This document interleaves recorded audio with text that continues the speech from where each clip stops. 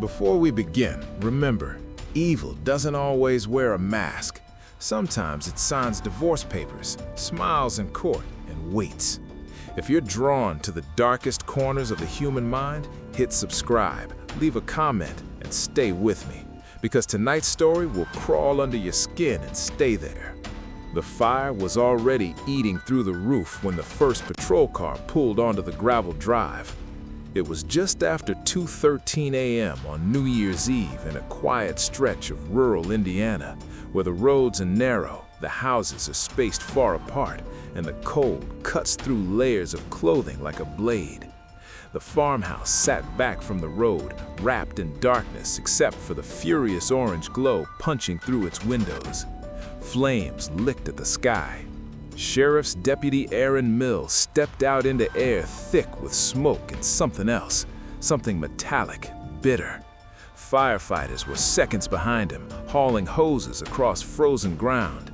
The wooden porch collapsed inward with a deafening crack as embers spiraled upward. Inside, two figures were already beyond saving. The call had come from a neighbor half a mile away who'd noticed smoke drifting across his field. By the time anyone realized what was happening, the blaze had consumed the living room and torn through the hallway. When firefighters finally forced entry and knocked back the worst of the flames, they found them. Two bodies, one near the kitchen entrance, the other further down the hall, close to what used to be a bedroom door. They were burned, but not completely. And even in that chaos, even in the choking smoke and water pooling across blackened floorboards, one veteran firefighter muttered words that would echo through the entire investigation. These didn't start with the fire. By dawn, the house was a skeletal frame, steam rising from charred beams. Crime scene tape flapped in the winter wind. Investigators moved carefully, boots crunching over ice and ash. The victims were identified before noon. Melissa Kegg, 51, Michael Kegg III, 34, mother and son. They had been living in the farmhouse since the divorce proceedings between Melissa and her estranged husband had begun months earlier. 2 weeks before the fire, they had stood in a county courtroom finalizing what had once been a 30-year marriage. To the outside world, it had looked like closure. To someone else, it looked like revenge. The medical examiner's preliminary findings shifted the case from tragic accident to homicide before the sun set that day. Both victims had been shot at close range. The bullets had torn through them before the flames ever touched their skin. This wasn't a house fire. It was a staged inferno, and someone had tried to erase an execution. Detective Laura Hensley arrived mid-morning, her boots leaving deep prints in the frost. She had worked domestic homicides before. She knew the pattern: escalating arguments, financial strain, control slipping away. But something about this felt colder, more deliberate. Inside the debris, investigators found traces of accelerant. Gasoline pooled unnaturally along the hallway floor. Lab tests would later confirm it had been poured after the shootings. The killer hadn't panicked, he'd planned.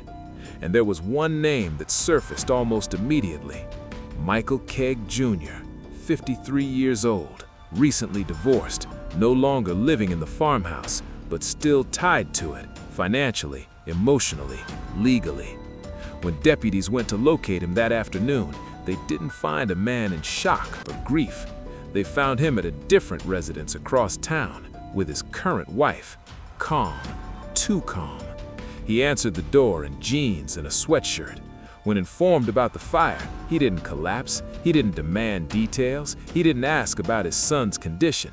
He simply nodded. Investigators noted the faint smell of smoke on his clothes. Inside his truck parked outside, officers saw something else: a red plastic gasoline container in the back seat, empty. He told them he'd been home all night. His wife backed him up, but neighbors weren't so certain. One reported hearing what sounded like a loud bang around 1:30 a.m., not fireworks, something sharper, tighter, a gunshot. Detective Hensley requested a warrant. by evening, the pieces began sliding into place. 2 weeks earlier, Michael Jr. and Melissa had stood before a judge for their final divorce hearing. The proceedings had been tense. Court records showed disputes over utilities, property division, and financial obligations. Friends later described Melissa as relieved after the hearing. She felt free from a marriage that had grown controlling, bitter, volatile. Michael Jr., according to those who knew him, did not take the separation well. He complained about money, about betrayal, about losing everything he had built. But losing money is one thing, losing control is another. Phone records pulled that night showed something critical. Michael Jr.'s phone had pinged near the farmhouse shortly before 2 a.m. He claimed he had been asleep miles away. The tower data told a different story.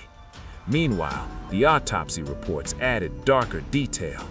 Michael III had suffered not only a fatal gunshot wound, but blunt force trauma to the head. Defensive injuries suggested a struggle. He had fought back. Melissa was shot at close range, likely first. Investigators theorized the sequence. The shooter enters, confrontation, a shot fired. The son attempts to intervene, another shot. Then gasoline poured, a match struck. Cold, efficient, personal. The warrant was executed the next morning. Inside Michael Jr.'s garage, officers found a 12-gauge shotgun, recently fired. Shell casings recovered from the farmhouse matched the weapon. In the trash bin, partially burned clothing. On a workbench, a faint smear that tested positive for blood. But it was the surveillance footage that tightened the noose. A gas station camera 5 miles from the farmhouse captured Michael Jr.'s truck at 1:12 a.m. He was filling a red gasoline container, alone. When confronted, he shifted his story, said he couldn't sleep, said he drove around, said he must have passed near the house but never went inside. Detective Hensley watched him carefully during questioning. His hands didn't shake, his breathing stayed steady, but his timeline fractured under pressure. Then came the final blow of the day. Forensic analysis of the accelerant trail inside the farmhouse revealed something chilling. The gasoline had been poured in a narrow path, starting from the hallway where the bodies lay, leading directly to the front door. An exit strategy.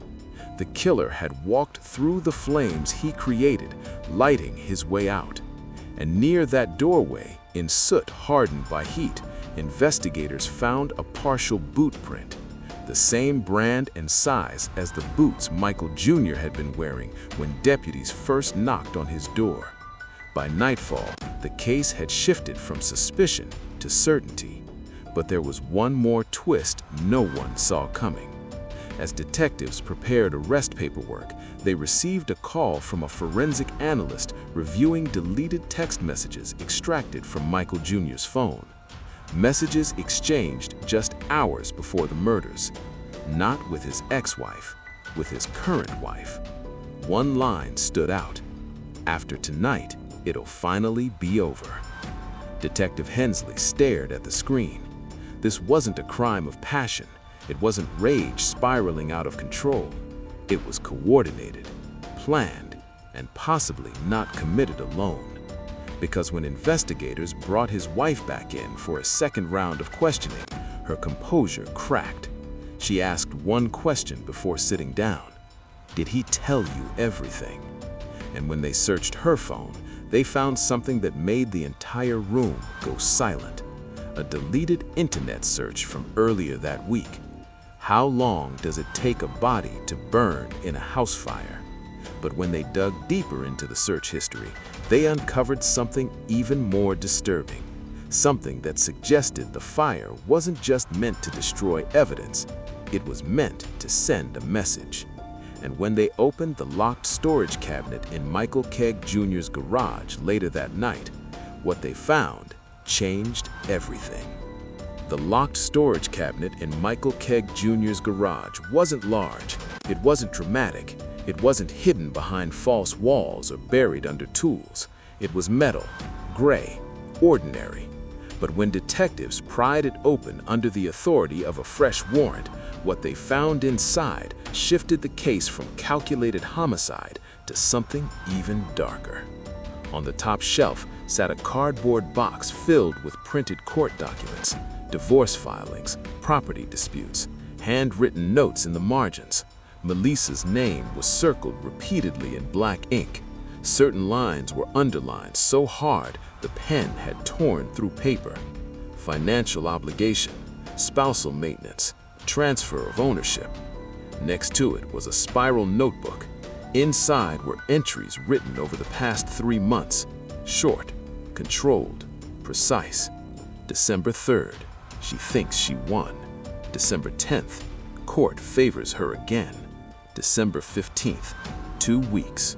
Then, 3 days before the murders, gas, shells, timing.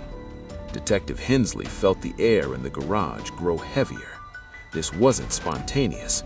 This was countdown. Below the notebook, wrapped in a stained shop rag, was something else. A second box of shotgun shells, identical to the casings recovered from the farmhouse. And beneath that, tucked against the back wall of the cabinet, a plastic bag containing a pair of work gloves. The inside lining tested positive for trace gasoline residue. But that wasn't the most disturbing discovery. At the very bottom of the cabinet was a manila folder. On the front, in block letters, "After." Inside were life insurance documents, policies, recent adjustments. Melissa's name had been removed months earlier during the divorce proceedings, but Michael III still listed. And the payout, if collected, would clear nearly every debt Michael Jr. had accumulated over the last 5 years. Detective Hensley didn't speak for a long moment, because suddenly, the fire wasn't just about covering up murder. It was about erasing financial ruin. It was about resetting a life through destruction, and it was about a son who would become collateral damage. Interrogation round 2 began that afternoon. Michael Jr. sat in the same chair as before, same calm posture, same flat expression. But this time, the evidence was laid out piece by piece in front of him. The gas station footage, the tower pings, the shell casings, the notebook, the insurance documents. He didn't look surprised. He looked irritated. When asked about the journal entries, he shrugged. People write things when they're angry. When asked about the insurance policy, he leaned back. I never changed it, forgot about it. When confronted with the gasoline trail leading to the front door, he smirked faintly. Anyone could pour gas. But when detectives placed printed screenshots of his wife's deleted search history on the table, the temperature in the room shifted. How long does it take for a body to burn in a house fire? His jaw tightened. For the first time, his composure fractured. He asked for a lawyer. Across the building, in a separate room, his current wife, Amanda, was unraveling. Unlike Michael, Amanda wasn't built for pressure. Her hands trembled as detectives presented her with the same timeline: gas purchase, phone records, deleted searches, text messages. After tonight, it'll finally be over. She initially claimed the message referred to closing the chapter of the divorce, but investigators didn't push immediately. They waited. Silence filled the room. Then Detective Hensley leaned forward. "You searched how long it takes for a body to burn," she said quietly. "That's not about paperwork." Amanda's eyes welled with tears, and then came the crack. "He said he just wanted to scare her," she whispered. The room went still. "Who?" "Melissa." She wiped her face with shaking hands. "He said he wanted her to feel what he felt. He said she ruined him, that she took everything." "Did you know he was going there that night?" She hesitated. "Long enough." "He told me he was going to talk to her." "With a shotgun?" "I didn't know about that," she snapped, panic rising. "I didn't know he'd bring the gun." But phone data showed something critical. Amanda's phone had pinged in the same rural area as Michael's that night. Not inside the farmhouse, but parked down the road, waiting. She hadn't pulled the trigger, but she had been there. A getaway driver, a witness, or something worse. As the investigation widened, detectives began reconstructing the final hours inside the farmhouse. Melissa had spent that evening watching television. A half-empty mug of tea was found near the recliner. Michael III had been in his bedroom.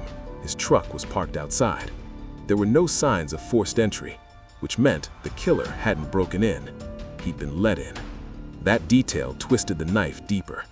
Melissa likely opened the door herself, maybe surprised, maybe cautious, maybe hoping, foolishly, that a conversation could end years of bitterness. Instead, it ended her life. Ballistics confirmed she was shot first, close range, chest wound, immediate collapse. Michael III's injuries told a more chaotic story. Blunt force trauma suggested he'd rushed into the hallway. There were scuff marks near the kitchen wall, a broken picture frame, a smear of blood where someone had slid down. He had fought for his mother and lost. The gasoline was poured carefully afterwards, not splashed, not rushed, methodical. The front door left partially open to feed oxygen to the flames. Detective Hensley stood inside the burned-out frame days later, imagining the sequence. She had seen cruelty before, but this had a personal edge, a performance. The fire wasn't just destruction, it was theater. Public reaction was swift once arrests were announced. Headlines spread across Indiana, then nationally. Divorce turns deadly. Father accused of killing ex-wife and son. Arson plot to cover murders. Neighbors expressed disbelief. He waved when he drove by, one said. He fixed fences for people, said another. But behind closed doors, former friends revealed darker patterns. Control issues, explosive arguments, an obsession with money, a refusal to accept loss. Michael Jr. was formally charged with 2 counts of murder and arson. Amanda was charged with conspiracy to commit murder and aiding in arson. Bail was denied. But as prosecutors began to prepare for trial, another discovery complicated everything. Forensic accountants reviewing Michael's finances uncovered something unexpected. 3 days before the murders, a large withdrawal had been made from a joint account once shared with Melissa. "No one will believe it wasn't an accident," Amanda replied, almost whispering. "It has to look bad. Total." Then came the final exchange before the audio cut permanently. "Amanda, and after this, Michael Jr. After this, we start over." The file ended there. No third gunshot, no additional voices, just silence. The prosecution's theory hardened overnight. This wasn't a spontaneous escalation. It was coercion. They had come with documents, with a weapon, with gasoline. The question became, what was Melissa supposed to sign? Detectives revisited the burned farmhouse, this time searching not for weapons or accelerants, but paper. Weeks after the fire, forensic teams sifted through charred debris with meticulous care. Most documents were ash, irrecoverable. But in the remains of the dining room, beneath collapsed plaster and insulation, they found fragments of partially burned pages fused together. Forensic reconstruction would take days. When the lab finally pieced them together, the results stunned investigators. It was a property transfer agreement, dated 3 days before the murders, signed allegedly by Melissa, transferring full ownership of the farmhouse back to Michael Jr. But the signature line was incomplete. The lower half of the page had burned away. Forensic handwriting experts compared what remained to known samples. It didn't match. Melissa had not signed willingly, and based on the recording, she hadn't signed at all, which meant Michael Jr. had come to force it under threat at gunpoint. Michael III had likely grabbed the recorder when voices escalated, perhaps hoping to document intimidation, perhaps sensing something was wrong. He'd left it running, and it became the one piece of evidence the fire couldn't erase. Amanda's defense team shifted immediately. No longer arguing ignorance, they pivoted to coercion. They claimed she had been manipulated, threatened, emotionally controlled by Michael Jr., that she feared him, that she never intended for anyone to die. But the recording complicated that narrative. Just finish it. The phrase would be replayed endlessly in court, and the internet would dissect her tone frame by frame. Meanwhile, prosecutors discovered something else buried in phone data. In the weeks before the murders, Amanda searched for rural properties out of state: Kentucky, Tennessee, small towns, cheap land. One search stood out. How soon after fire can insurance be claimed? She wasn't a terrified bystander. She was planning a future, one built on ashes. The trial began 10 months later in a packed Indiana courtroom. International media picked up the story. True crime forums dissected every development: a divorced father, a murdered son, a staged house fire, a recording from beyond the grave. The prosecution played the audio on day 3. You could hear the air leave the room when the first gunshot echoed through courtroom speakers. Jurors stared straight ahead, faces pale. Michael Jr. showed no visible emotion. Amanda cried. But tears are complicated things. Sometimes they signal remorse, sometimes fear, sometimes self-preservation. The defense team attempted to argue that the gun discharged during a struggle, that Michael III attacked first, that panic spiraled, but the accelerant trail destroyed that claim. The organized gasoline path, the exit strategy, the deliberate ignition. Panic doesn't create clean lines. Planning does. Halfway through the trial, another revelation surfaced. A jailhouse informant, an inmate housed briefly in the same block as Michael Jr., came forward. He testified that Michael had bragged, said the fire should have burned hotter, said he underestimated how fast emergency services would respond. And then one final detail. He said the kid wasn't supposed to fight. The kid, his own son. The words rippled through the courtroom like a shockwave. Michael Jr. finally reacted, turning sharply toward the witness, jaw clenched. It was the first crack in his mask the jury had seen, and it may have sealed his fate. But the most haunting moment came from something unexpected. During cross-examination, prosecutors asked Amanda why she didn't leave when she saw the shotgun, why she didn't run, why she didn't call police. Her answer was quiet. He said, "If I walked away, I'd be next." For a moment, doubt flickered. Was she victim or villain? Manipulated or monstrous? The recording didn't capture fear in her voice. It captured instruction, participation, intent. Still, the jury would have to decide. After 3 weeks of testimony, they deliberated less than 9 hours. The verdict: guilty. 2 counts of murder for Michael Craig Jr. Arson, fraud, conspiracy. Amanda, guilty of conspiracy to commit murder and aiding in arson. The sentences were swift and severe. Over a century behind bars for Michael Jr., decades for Amanda. The courtroom emptied slowly. Reporters rushed outside. Families wept quietly. Detective Hensley remained seated for a long time after, because justice, even when served, doesn't erase what happened in that hallway, doesn't erase a son's last act. Pressing record. But just when the case seemed closed, one final detail surfaced. During sentencing, the judge referenced something investigators had held back from the public: the 1:41 a.m. phone call from Melissa's phone. It had been placed after the first gunshot, after she'd already been wounded. But call metadata showed something else. The call wasn't made by dialing. It was voice-activated, triggered by a spoken command. Investigators reanalyzed the damaged recording with enhanced software months after trial. In the seconds between the first shot and the struggle, there was something faint, a phrase nearly buried in distortion: "Call Michael." But it wasn't Melissa who said it. It was Michael Jr., which meant the call wasn't a desperate attempt to reach help. It was staged.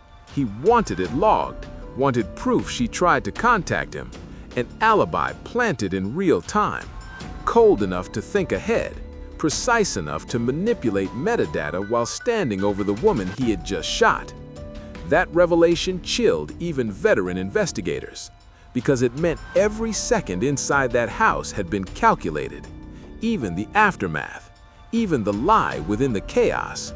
And as Detective Hensley left the courthouse that final day, winter wind cutting across the steps, she couldn't shake one final thought. The fire was meant to erase everything, but it preserved the truth instead. And somewhere inside a prison cell miles away, a man who believed he controlled every detail was likely replaying one fatal mistake. He forgot that sometimes the smallest device is the loudest witness of all.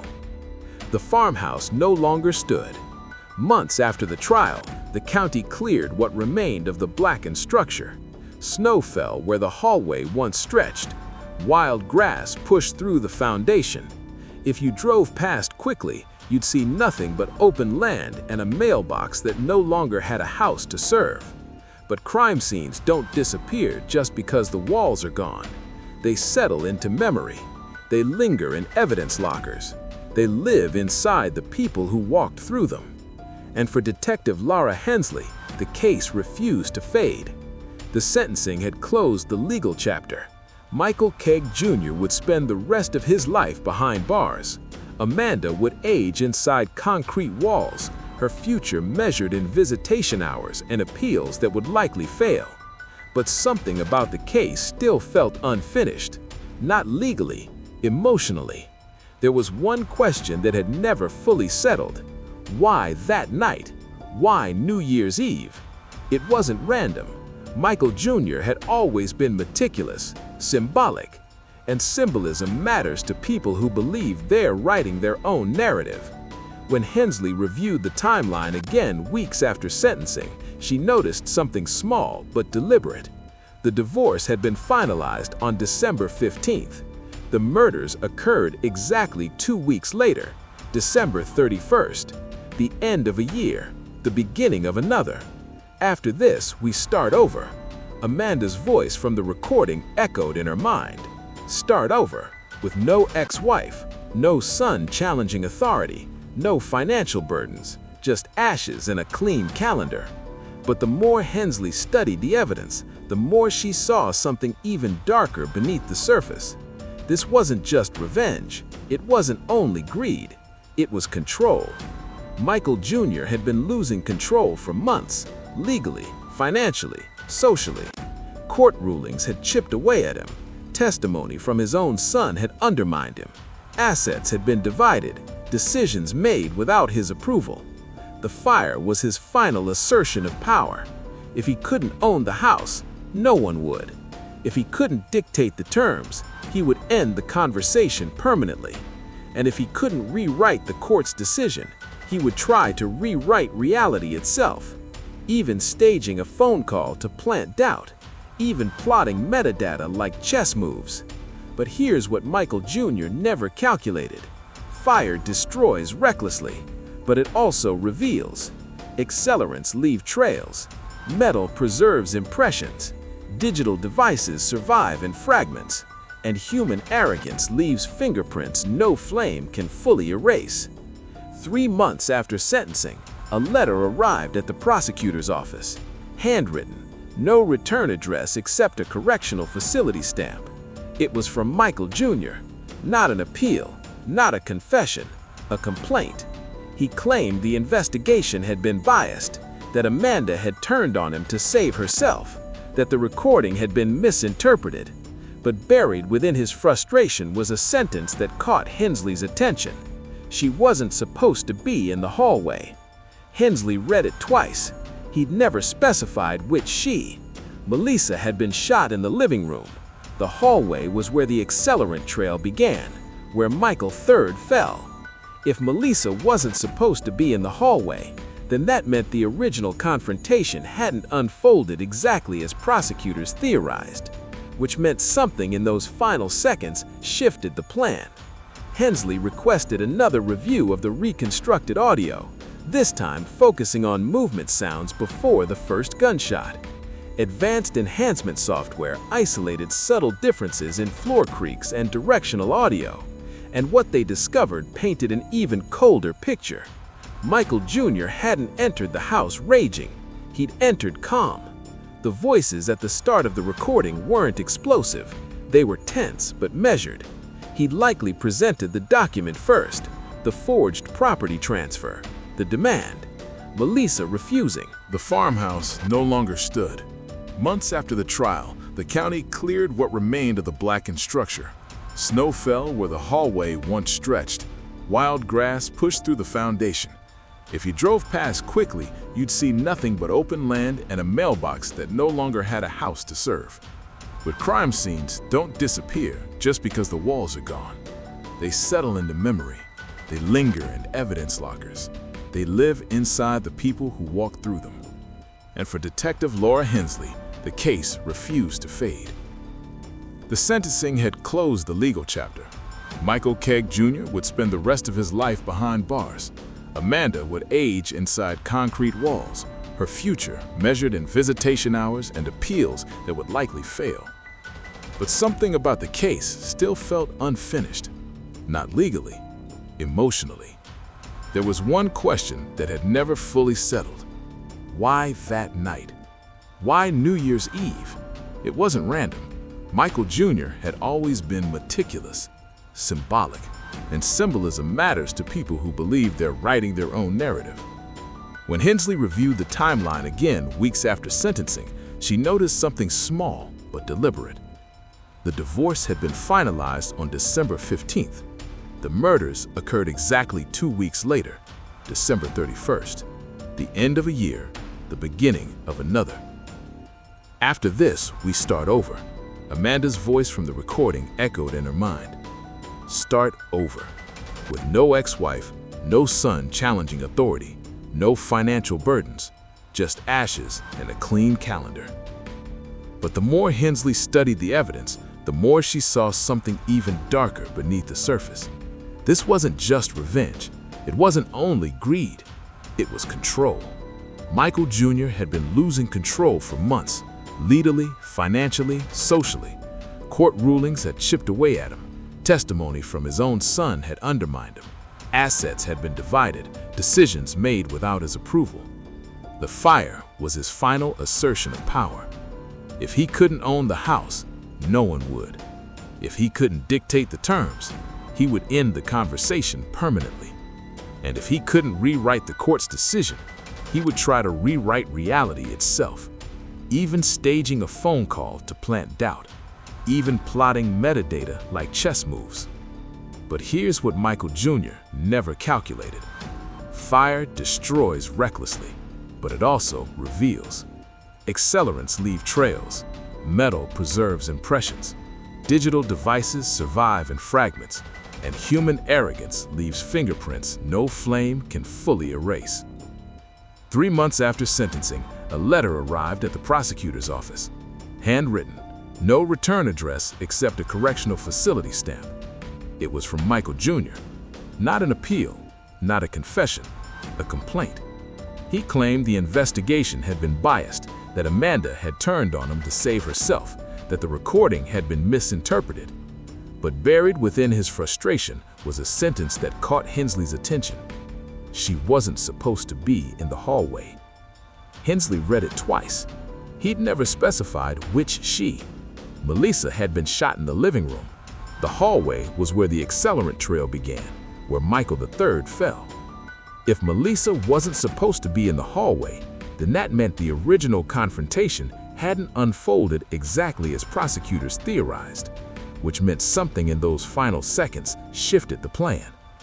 Hensley requested another review of the reconstructed audio, this time focusing on movement sounds before the first gunshot. Advanced enhancement software isolated subtle differences in floor creaks and directional audio, and what they discovered painted an even colder picture. Michael Jr. hadn't entered the house raging, he'd entered calm. The voices at the start of the recording weren't explosive, they were tense but measured. He'd likely presented the document first, the forged property transfer, the demand, Melissa refusing, Michael III stepping closer, the shotgun as leverage. But then something unscripted happened. In the enhanced audio, beneath Amanda's voice, you could hear the faint scrape of a chair being pushed back, Melissa moving, possibly heading toward the hallway, toward the phone, toward an exit. The first gunshot wasn't planned as the beginning, it was a reaction. She broke from the script, and Michael Jr. responded the only way he knew. Control regained through violence. That realization chilled Hensley more than any premeditation theory, because it meant even his careful plan had limits, and when those limits were tested, he escalated without hesitation. Amanda, meanwhile, filed an appeal claiming duress. Her attorneys argued she had lived under psychological domination, that Michael Jr. controlled finances, isolated her from friends, dictated her movements. The prosecution countered with search histories, property browsing, and that damning phrase, "just finish it." The appellate court denied relief. Still, one prison psychologist report leaked quietly to the press. It described Amanda not as fearful, but dependent, deeply attached to Michael Jr.'s approval, willing to align with his narrative, not forced, choosing. The distinction mattered, because monsters don't always operate alone. Sometimes they recruit. Sometimes they find someone willing to believe the fire is justified. On the anniversary of the murders, a small memorial was placed near the old property line. 2 framed photos, candles, a handwritten sign, "Love doesn't burn." Neighbors attended quietly. No media, no cameras, just silence and winter air. Michael III's friends spoke about his loyalty, his attempt to protect his mother, his decision to stand in the hallway instead of running. In the end, that's what stayed with the community most. Not the fire, not the headlines, but the son who tried, and the mother who refused to surrender ownership of her life. Years will pass. The case will fade from trending feeds. New tragedies will take its place. But somewhere in a state evidence vault sits a partially melted voice recorder. Charred plastic edges, heat-warped casing. Inside it, the final minutes of a family collapsing under greed, pride, and control. And in a prison cell, a man who believed he orchestrated every detail will wake each morning to the same reality. He lost. Not just his freedom, but his illusion of control. Because the very fire meant to erase his crimes preserved them. The recording survived. The metadata exposed him. The accelerant trail told its own story. And the smallest oversight, the decision of a son to press record, became louder than any flames. They thought the fire would silence everything. Instead, it testified. If this story unsettled you, if it made you question how thin the line is between domestic dispute and calculated destruction, then stay close, because sometimes the most terrifying crimes don't happen in dark alleys. They happen in living rooms, behind doors we assume are safe. And the next story, it begins with another house, another argument, and another person who believed they could control the ending. Subscribe, because you're not ready for what comes next.